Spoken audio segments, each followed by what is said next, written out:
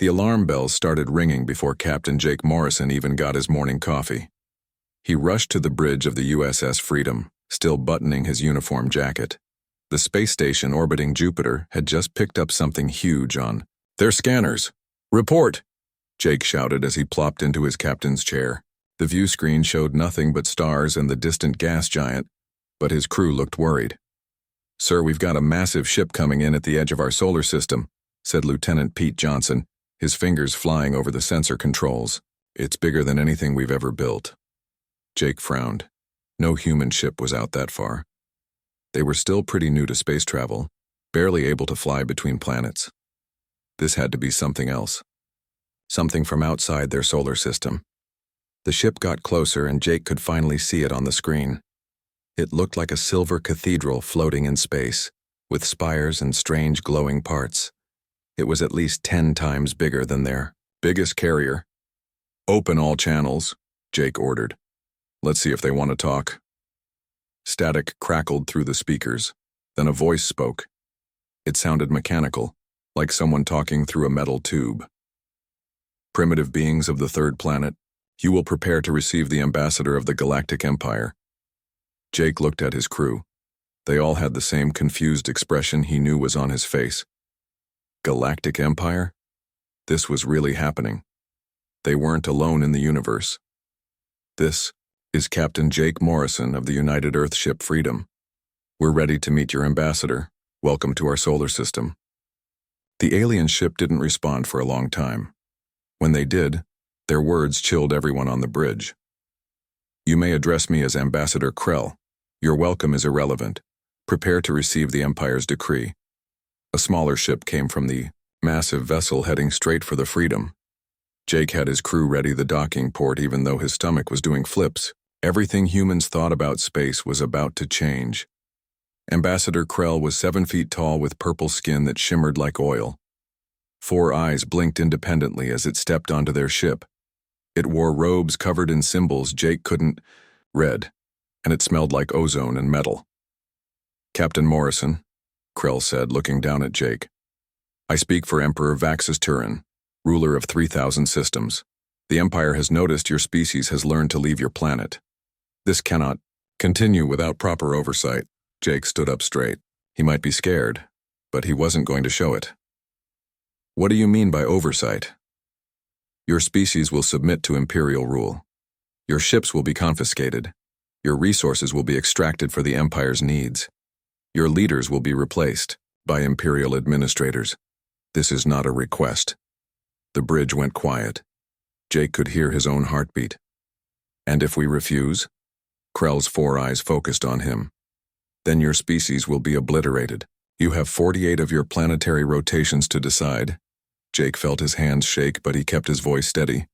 "I need to report this to my government." "Do so. But know this, Captain. No species has ever refused the Empire's offer and survived." Krell turned and walked back to its smaller ship. Within minutes, both alien vessels jumped away, leaving the Freedom alone with Jupiter's moons. Jake immediately contacted Earth through the faster-than-light communicator. The transmission took hours to reach President Claire Matthews in New York. By the time she assembled the Global Defense Council, everyone on Earth knew about the aliens. The meeting room was packed. President Matthews sat at the head of a long table with military leaders, scientists, and representatives from every nation. The mood was tense. "We've analyzed the alien ship's capabilities," said General Linda Hayes. "They've got technology we can't match. Their ship could probably destroy our entire fleet without breaking a sweat." "So we just give up?" asked Congressman Mike Turner. "Just hand over everything we've built?" "They're offering us survival," said Dr. David Park, the chief science advisor. "Submission might be better than extinction." Admiral Lisa Carter slammed her fist on the table. "Better to die on our feet than live on our knees. This is Earth we're talking about. Our home. Our freedom." The debate went on for hours. Some wanted to negotiate. Others wanted to fight. A few suggested trying to run to hide somewhere in space. But President Matthews knew they only had 48 hours. "We need to respond," she said finally. "And whatever we say will speak for all of humanity." That night, while the world held its breath, Jake's Freedom detected the return of the Imperial ship. This time, they had backup. 5 smaller warships appeared with the embassy vessel. Ambassador Krell's message came quickly. Your time approaches its end. What is your answer? Jake looked at his crew. They'd spent the last day preparing for either peace or war. Every human ship in the solar system was ready for combat, even though they knew it was probably suicide. Mr. Ambassador, Jake said, activating his comms. I have Earth's response. The people of Earth have spoken. We do not submit to tyrants. We do not hand over our freedom to anyone. Our answer is no. Static filled the air for 30 seconds. Then Krell responded, Your foolishness will be recorded in history as a cautionary tale. Prepare for annihilation. The alien ships began to move toward Earth. Jake's crew sprang into action. They might not win, but they would make the Empire work for their victory. Admiral Carter's voice came over all human channels. All ships, this is Admiral Carter. Today we defend not just our planet, but our right to be free. Every human who has ever looked at the stars and dreamed of freedom counts on us. Make them remember us. The first human-alien war had begun. Earth's navy, barely 50 ships strong, faced the might of an empire that had conquered thousands of worlds. But as the Freedom fired its first missiles at ships 10 times its size, Jake felt a strange calm. They were outnumbered and outgunned, but they were fighting for something precious. Whatever happened next, humanity had made its choice. They would face the stars as free beings, not slaves. The massive Imperial ship called Subjugator Pride moved through space like a metal mountain. War Commander Thaxamor stood on its bridge, his 6 arms crossed over his armored chest. He had subdued entire planets with this ship alone. These humans would be no different. How many vessels do the humans possess? Thaxamor asked his subordinate. The creature's scales rippled with barely contained energy. Scans show 52 ships, Commander. All primitive. Their largest is 1/10 our size. Thaxamor let out what might have been a laugh. Alert the Emperor. The human rebellion will be crushed within the cycle. This will be the shortest conquest in Imperial history. Meanwhile, light years away, humans prepared for the coming storm. Captain Katie Hughes checked her frigate's weapon systems for the 10th time. The USS Defiance was one of humanity's fastest ships, but it still felt like bringing a knife to a gunfight. How's our speed? She asked her pilot, Lieutenant Dan Roberts. We can outmaneuver anything that big, Dan replied, nodding toward the hollow screen showing the approaching Imperial fleet. But we can't outrun their weapons. Katie had an idea forming in her mind. Something risky, something that would get her court-martialed if she was wrong. But she'd spent her whole life being told she wasn't good enough, and she was tired of playing by other people's rules. Plot a course through the asteroid belt, she ordered. We're going to play hide and seek. Admiral Lisa Carter monitored the battle preparations from her flagship USS Guardian. Her crew reported readiness from across the solar system. Human ships were positioned in groups using Earth's moon and Mars as cover. Remember, Carter broadcast to all ships, we can't beat them in a straight fight. Use the environment. Hit and run. Make them work for every inch of space they want to take. The Imperial fleet entered the inner solar system like a swarm of deadly insects. Their advanced ships, each the size of human carriers, moved in tight formation. The main battle group followed, energy shields glowing with power. Commander Ryan Phillips had prepared for this. From his ship, USS Hammer, he coordinated human forces using tactics no alien empire had seen before. Instead of meeting the enemy head-on, human ships circled. All wings engage Operation Mosquito, Ryan ordered. Remember, we sting and we run. Human destroyers darted in from behind asteroids, fired their missiles, and disappeared before the Imperial shields could respond. The massive alien ships tried to turn, but their size worked against them in the cluttered solar system. Katie Hughes completed her dangerous plan. She had her frigate, Defiance, orbit Earth's moon at extreme speed. As the Imperial vanguard approached, she used the moon's gravity to slingshot her ship at incredible velocity. Her ship's weapons blazed as she streaked through the enemy formation. Caught by surprise, one of the smaller Imperial vessels took damage to its exposed engines. The alien ship spun out of control, colliding with another. "Did you see that?" Katie shouted to her crew. "They're not impossible to hurt." The battle raged for hours. Humanity lost ships, good people who would never see Earth again, but they were learning with every engagement. Chief Engineer Marcus Wright kept his destroyed engines running by rerouting power in ways the manual said would explode the ship. It didn't explode, it kept fighting. "Commander," reported Marcus's second-in-command, "we've lost main power. We're running on emergency batteries." Marcus wiped grease from his face. "Then we make the batteries last. These aliens need to learn that humans don't know when to quit." As the battle continued, the Imperial forces grew frustrated. War Commander Thaxmore's data never mentioned these tactics. The humans fought like predators, not prey. His ships were taking real damage. "Contact the humans again," Thaxmore ordered. "Perhaps they will listen to reason now." Ambassador Krell's image appeared on every human frequency. "You fight well for primitives. The Empire offers a new chance. Submit now, and we will show mercy. Continue this foolishness and your species ends." Lieutenant Grace Turner, communications officer on Ryan's flagship, responded without even asking for permission. She was young, fresh out of Earth's military academy, where they'd taught her to respect authority. But watching her friends die had changed her priorities. "Listen up, you overgrown bully," Grace broadcast. "We've got a counteroffer for you. Pack up your ships and go home, or we'll keep showing you what humans do to tyrants. We don't negotiate our freedom, we fight for it." The battle intensified after Grace's declaration. Imperial ships formed defensive positions, their superior, shields holding against human attacks. But the humans had learned something crucial. The shields needed constant power, and that power had weak points. Dr. Emma Watson, working in a secret lab on Mars, discovered the Imperial shield frequency pattern. She rushed to share her findings with the fleet. Each human ship modified their weapons to pulse at specific intervals. "All ships, switch to pulsefire pattern beta," Admiral Carter ordered. "Target their shield generators." The battlefield transformed. Human weapons, now properly calibrated, began penetrating Imperial defenses.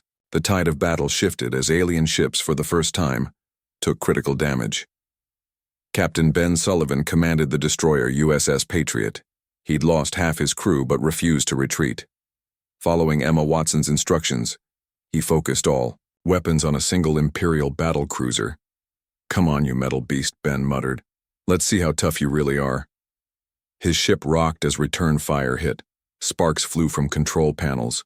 Crew members screamed in pain, but the Patriot kept firing. Finally, Ben's concentrated attack broke through. The Imperial ship's shields failed. Human weapons tore into its hull. The damaged alien ship tried to retreat, but Katie Hughes was there. Her defiance swept in, targeting the exposed engines. The Imperial cruiser exploded in a ball of blue flame. "First kill," Katie's crew cheered. But their celebration was short-lived. More Imperial ships were coming. War Commander Thaxmore received reports of the destroyed cruiser with disbelief. No species had ever destroyed an Imperial vessel in their first engagement. He called for reinforcements immediately. "Emperor Vaxturin will want to know about this," Thaxmore said grimly. "These humans are different." As the battle continued, Admiral Carter prepared for the next phase. They had proven humans could fight these aliens. Now they needed to prove they could win. She opened a secure channel to all surviving ships. "Everyone, listen carefully. We've bloodied their nose, but they've got more ships coming. We need to hit them where it hurts. I want all ships to prepare for Operation Backdoor. We're going to show these aliens that humans don't just defend, we attack." The humans started to regroup, damaged ships limping behind protective positions. They had lost too many friends, too many ships. But something had changed in the past hours. They had looked the mighty Galactic Empire in the eye and hadn't blinked. Imperial ships still outnumbered them 10-1. Their technology was still superior, but fear had left human hearts. Now there was only determination, and the knowledge that they could make these aliens pay dearly for every inch of space they wanted to conquer. Commander Ryan Phillips surveyed his battle-damaged bridge and smiled for the first time since the war began. All right, people, let's show these invaders what happens when you mess with humanity. Round 2 starts now. Supreme Admiral Zarketh had spent 500 years conquering planets for the Empire. His Crimson Fleet had never failed. But as he looked at the reports from human space, his 3 hearts beat faster with something he hadn't felt in centuries: concern. They destroyed 6 ships, he said, his purple scales darkening with agitation, and crippled 8 more. This is unacceptable. Emperor Vaxturin sat on his crystal throne, his compound eyes showing no emotion. Solve this problem, Zarketh. I will not tolerate further embarrassment from these primitives. Back in the Sol system, humans worked day and night preparing for the next attack.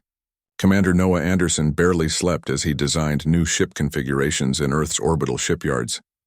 He had studied the alien vessels during the battle and found patterns in their construction. Look at this, Noah told his team, pointing to holographic ship designs. The Imperial ships are built for overwhelming power, but they can't handle quick maneuvers in tight spaces. We can outmaneuver them if we design smaller, faster ships. His new designs used modular construction. Ships could be repaired and modified quickly using standard parts. Within days, shipyards across Earth and Mars started building these new vessels. Meanwhile, Dr. Emma Watson continued her research on Imperial technology. She had noticed something during the battle. Their shields operated on similar principles to human force fields, just more advanced. If we can't break their shields directly, she explained to her research team, maybe we can trick them. Their shields recognize incoming threats. What if we made our weapons look like something harmless? Alex Morgan, Earth's best-known investigative journalist, received an unexpected visitor. Agent Velnix of the Imperial Intelligence Service appeared in his office one morning, using some kind of cloaking technology to avoid human sensors. I wish to help you understand the Empire, Velnix said. Her form was vaguely humanoid, but with crystalline armor that refracted light in impossible ways. Many in the Empire don't believe in this war. Alex was shocked but professional. Why should I trust you? Because I bring proof of the Empire's true nature, she said, handing him a data crystal. And because we share a common enemy, tyranny. The crystal contained records of dozens of species conquered by the Empire. Entire civilizations wiped out for minor resistance. Planets stripped bare of resources. Billions enslaved or killed. Alex's articles about these atrocities spread across Earth, hardening human resolve even further. The Empire's Crimson Fleet arrived 2 weeks later. 70 massive warships, each larger than anything humans had seen before. Supreme Admiral Zarketh commanded them to enter Earth's solar system in perfect formation. They will witness the power of the Empire, Zarketh declared. And they will surrender. Human forces were ready. Captain Rachel Ford commanded the new battlecruiser USS Liberty, built using Noah's improved designs. She positioned her fleet using asteroids and planetary orbits as natural shields. They think they can intimidate us with fancy formations, Rachel said to her crew. Let's show them we don't scare easy. The Battle of the Kuiper Belt began when Imperial scouts entered the outer solar system. Human ships struck from multiple directions, using Emma Watson's new weapon modifications. The first volley confused Imperial defenses. Their weapons are different, reported Zarketh's tactical officer. Our shields are only partially effective. Increase shield power, Zarketh ordered. But the humans had planned for this too. Captain Ben Sullivan's USS Patriot, rebuilt after the first battle, led a group of destroyers in a daring maneuver. They flew at the Imperial formation's weak point, directly through their aligned vessels where friendly fire would be a concern for the aliens. Punch through! Ben shouted as explosions lit up space around them. Make them scatter! The tight Imperial formation broke apart. Ships tried to adjust, but their size and doctrine worked against them in the chaos. Human vessels, smaller and more agile, darted between alien giants like wolves among elephants. Emma Watson's research paid off. Her modified weapons made Imperial shields fluctuate, allowing conventional weapons to slip through. The Liberty scored direct hits on 3 Imperial vessels in the first hour of battle. It's working, Dr. Watson cheered from her lab. Their shields can't handle the frequency variations. But the Empire adapted quickly. Zarketh ordered his ships to fight independently, using their superior firepower to overwhelm individual human vessels. Several human ships disappeared in neo blasts of energy. Marcus Wright, now commanding the USS Resolute, refused to retreat even as his ship took heavy damage. His engineering team performed miracles keeping systems online. "We've lost engines 2 and 3, his second officer reported, and the main reactor is at 40%. "Then we use what we have," Marcus growled. "Target their command ship. If we're going down, we're taking someone important with us." The Resolute limped forward, drawing fire meant for other human ships. Marcus's sacrifice allowed 2 destroyers to flank the Imperial flagship. Commander Tyler Moore piloted one of those destroyers. He had invented new evasive maneuvers that confused alien targeting systems. "Follow my lead," he broadcast to human ships. "Random pattern Delta. Let's give them something to think about." Human ships began moving unpredictably, changing speed and direction without warning. Imperial gunnery officers struggled to maintain locks on their targets. "They're using chaos," Zarketh observed with grudging respect. "These tactics, they shouldn't work. But they are working," his second noted grimly. "Sir, we've lost position on 12 enemy vessels." The battle raged for 6 hours, space filled with debris from both sides. Human losses mounted, but so did Imperial frustration. For every human ship destroyed, they took 1 or more Imperial vessels with them. Finally, Admiral Carter saw an opening. She had kept her flagship Guardian in reserve, waiting for this moment. "All ships converge on my position. We're going to end this." The remaining human fleet gathered behind the Guardian. Carter led them toward Zarketh's flagship Crimson Dominion in a desperate charge.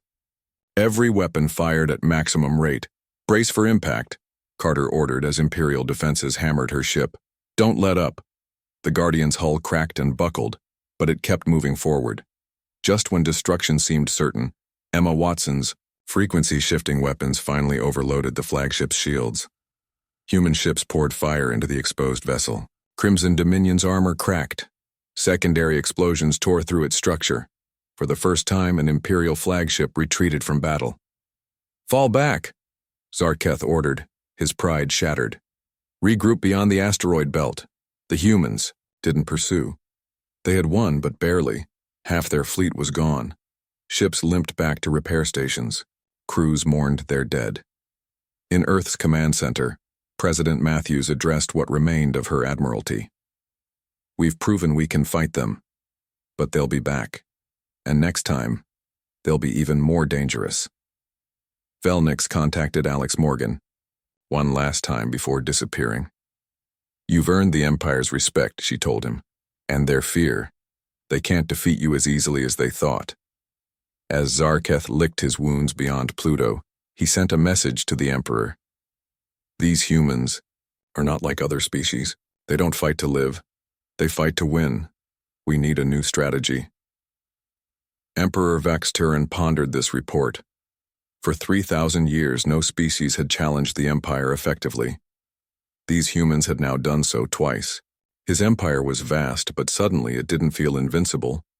On Earth, humanity prepared for the inevitable Imperial return. But something had changed. They had faced the Empire's best and survived. They had proven that determination and ingenuity could match superior technology. The war was far from over, but humans now knew they could win.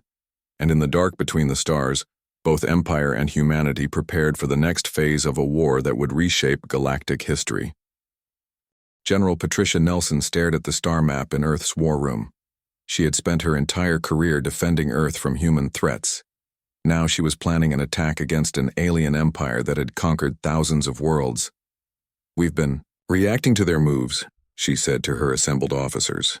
"It's time we took the initiative." Colonel Kevin Brady had developed a plan called Operation Starbreaker. Instead of waiting for the Empire to attack again, human forces would strike at Imperial supply lines deep in occupied space. Their supply routes run through the Andromeda Corridor, Kevin explained, pointing to the holographic map.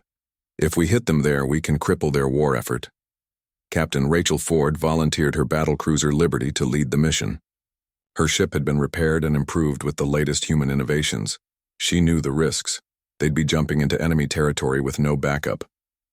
"I didn't join the Navy to hide behind Earth," Rachel told her crew. "Who's with me?" Every hand went up.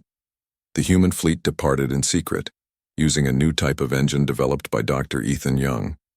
This quantum leap drive let them jump farther and faster than even Imperial technology. They reached the Andromeda Corridor before anyone knew they were coming. "Multiple Imperial ships detected," reported Rachel's sensors officer. "Looks like a supply convoy. 12 cargo ships with 6 escorts." "Perfect," Rachel smiled. "Kevin, you ready with the boarding teams?" Colonel Brady led the assault personally. His specially trained Marines used new powered armor developed from captured Imperial technology. They boarded the cargo vessels while the Liberty kept the escorts busy. "We've got the flagship," Kevin reported from inside the lead transport. "Their commander wants to surrender. Tell him to order his entire fleet to stand down," Rachel commanded, "or we start shooting again." The Imperial convoy surrendered without destroying all their ships. Humans now had a treasure trove of alien technology, weapons, and most importantly, navigation data for Empire space. Back on Earth, Dr. Emma Watson continued her research with the new Imperial tech. The captured star maps showed her something important. Certain border worlds were producing massive amounts of energy for some unknown purpose. "They're building something," she told Earth Command. "Something big, and they're pushing their power. Generation to maximum capacity." Emma's fear was confirmed when Imperial defectors provided more information. The Empire was building a stellar disruptor, a weapon that could destroy an entire star system. They planned to use it on Sol, Velnix, warned Earth through coded messages. If they can't have Earth, they'll make sure no one can. President Matthews called an emergency session. "We can't let them complete this weapon. We need to hit it before they fire." Admiral Sophie Clark led the mission. Her task force included every ace pilot humanity had. They would need to get close, to the construction site, deep in the heart of Imperial space. Commander Tyler Moore flew point in his newly modified destroyer. The Pathfinder had received every upgrade Earth could provide. His skills would be crucial for navigating through Imperial defenses. "Remember," Admiral Clark broadcast to her fleet, "this isn't about glory. This is about survival. We hit the weapon and get out." The human fleet jumped into the construction system and found a scene from nightmares. A massive ring surrounded a dying red star. Energy collectors fed power to the ring while thousands of Imperial workers rushed to complete the weapon. "By God," whispered Tyler as he flew past the structure. "That thing's the size of Earth's orbit." Imperial defenders scrambled to respond, but Admiral Clark had planned for this. Half her force engaged the defenders while the other half focused on the weapon. "Target those power relays," Clark ordered. "Break the energy flow." Human ships pounded the collection beams. Imperial return fire was fierce. Ships exploded on both sides as the battle intensified. Sophie's flagship Guardian took hit after hit but refused to break off. Tyler Moore saw the critical weakness. The disruptor needed a direct line to the star to charge. If something broke that line, the weapon would discharge harmlessly into space. "Admiral Clark," Tyler called over the comm. "I can stop it, but I need to get close." "Negative, Tyler, that's suicide." "So is letting them fire it at Earth," he replied. "Permission to engage." There was a pause. "Granted. Godspeed, Commander." Tyler pushed his engines beyond their limits. Imperial fighters tried to stop him, but his wingmates, including Katie Hughes in her Defiance, cleared a path. He flew straight toward the massive ring structure. "This is Commander Tyler Moore of Earth," he broadcast on all frequencies. "If you're going to fire that thing, you better hurry." His ship accelerated to ramming speed. The Pathfinder, built for reconnaissance and quick strikes, became a missile aimed at the heart of the Empire's superweapon. "For Earth!" Tyler shouted as he smashed through the energy beam's path. The stellar disruptor's containment field collapsed. Energy meant to destroy Sol backfired into the weapon itself. The massive ring shattered in a blast that lit up the entire system. Admiral Clark had tears in her eyes as she ordered the retreat. "All ships fall back. The mission is complete, but the war wasn't over." In the Imperial capital, Grand Chancellor Morthex replaced Admiral Zarketh as Supreme Commander. Morthex was known as a diplomat, not a warrior. He requested one final negotiation. Admiral Sophie Clark insisted on commanding the meeting herself. She flew her damaged Guardian to the designated neutral zone, a space station that neither side controlled. Morthex looked older than most aliens humans had seen. His scales were silver with age and he moved slowly, but his eyes were sharp and calculating. "You have surprised the Empire," he admitted. "We did not expect such resistance. Perhaps we can discuss terms." Sophie remained standing despite the offered seat. "Here are our terms. Complete withdrawal from human space, a treaty guaranteeing non-aggression between our species, and reparations for the damage you've caused." Morthex's tentacles twitched in what might have been amusement. "The Empire does not pay reparations, but we might consider an armistice. You keep your system. We keep ours, no more attacks."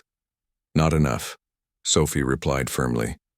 "We want your promise to release all species currently under Imperial control.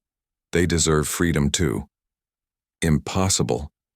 The Empire has ruled for millennia. We cannot simply release our subjects." Sophie moved to the window looking at the stars. "Then this war continues. And next time we won't just destroy your weapon. We'll take the fight to your capital itself." Morthex shifted uncomfortably. Reports from the front lines had become alarming. Human technology was advancing rapidly. Their tactics were unpredictable. Some Imperial worlds were reporting unrest inspired by human resistance. "You would challenge the Empire's core worlds?" "If you leave us no choice," Sophie answered. "We didn't start this war, but we're prepared to finish it." The meeting ended without agreement. As Sophie departed, she knew the Empire would regroup and attack again. But humans had proven they could strike back.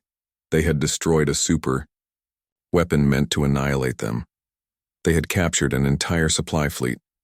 Back on Earth, President Matthews gathered her advisors. "We've bought time, maybe even turned the tide, but this war isn't over." "Actually," said Dr. Ethan Young, stepping forward with a new blueprint, "I think we can do better than survive. With what we've learned from Imperial technology, I can improve our quantum drives. We can leap farther than they can." "What are you suggesting?" asked Admiral Carter. "We stop playing defense," Ethan replied. "The best defense is a good offense. It's time to take this war to them." Across human space, shipyards worked overtime. New vessels combined human innovation with captured Imperial technology. Soldiers trained for deep space combat. Scientists developed exotic weapons. In Imperial space, fear began to spread. For the first time, the mighty Empire faced an enemy that refused to submit, that kept growing stronger, that might actually win. The war had entered a new phase. The Empire had trembled when humans refused to surrender. Soon it would learn what happened when humanity went on the attack. Dr. Ethan Young couldn't sleep. In his lab, he worked on improving the quantum drive, the last piece of the puzzle that would let humans attack the Empire's heartland. He had stolen time itself, making human ships faster than anything the galaxy had ever seen. "We can jump 10 times further than Imperial ships," Ethan told Admiral Nathan Hill. "Their empire is spread across thousands of systems, but most of their worlds are undefended. They never expected anyone to reach them." Nathan studied the star charts. "If we strike at their colonies, we can cut off their resources, force them to negotiate for real." The new expeditionary force assembled in secret. 100 ships with the best crews Earth could provide. They would strike like lightning across Imperial space, teaching the Empire what it meant to fear. Commander Maya Torres led the vanguard. Her destroyer USS Valor had received every upgrade human engineering could create. She knew the risk. They'd be operating behind enemy lines with no backup. "This is more than revenge," Maya told her crew before departure. "The Empire enslaved whole species. Time they learned what it feels like to be vulnerable. The human fleet vanished from the Sol system using quantum leaps. They emerged in the Qatar system, home to one of the Empire's major shipyards. The surprise was total. "Detect 47 Imperial vessels," reported Maya's tactical officer. "Most are under construction, But we've got 3 battleships guarding the facility. Then we deal with the guards first, Maya decided. All ships engage. The battle was brutal but brief. Human ships, now equipped with the best of both human innovation and Imperial technology, overwhelmed the defenders. The shipyards burned as human forces destroyed the facility that built Imperial war machines. Move to the next target, Admiral Hill ordered. We keep the pressure on. The expeditionary force jumped to system after system. They didn't conquer, they disrupted, destroying supply depots, rescuing enslaved species, and proving that the Empire couldn't protect its far reaches. On Valanus Prime, the native population had worked for the Empire for 2 centuries. When human ships arrived, local leader Shaxtari couldn't believe what she saw. "You fight the Empire?" she asked Captain Ben Sullivan, her metallic exoskeleton clicking with excitement. "But they are unstoppable." "Not anymore," Ben replied. "We're showing the galaxy that the Empire can be beaten. Want to help?" Within days, the Valonians joined other species in open rebellion. Human advisors shared knowledge about fighting Imperial forces. The revolution spread faster than Imperial troops could stop it. Back at the Empire's capital, Emperor Vax's Turin faced reports he couldn't understand. Humans were everywhere, destroying, liberating, and somehow moving between systems too fast to track. "How are they doing this?" he demanded of his advisors. "Our navigation computers can't predict their jumps." "Their technology is beyond our understanding," admitted Science Minister Kelpthar. "They've found ways to bypass normal space-time limitations." The Empire's core worlds panicked. For millennia, the outer systems had been conquered while the inner world stayed safe. Now, human raiders struck just light years from the capital itself. During the Battle of Andromeda Sector, Maya Torres faced her greatest challenge. The Imperial, capital ship Eternal Dominion commanded dozens of defenders in a massive space battle. "This is their best," Maya announced to her fleet. "If we take this ship, we show the Empire we can reach anywhere." The human forces attacked with precision. Every captain had mastered the new tactics: sudden accelerations, gravity slingshots around nearby stars, and weapons that confused Imperial targeting systems. Captain Katie Hughes, now commanding her own battle group, led a flanking maneuver.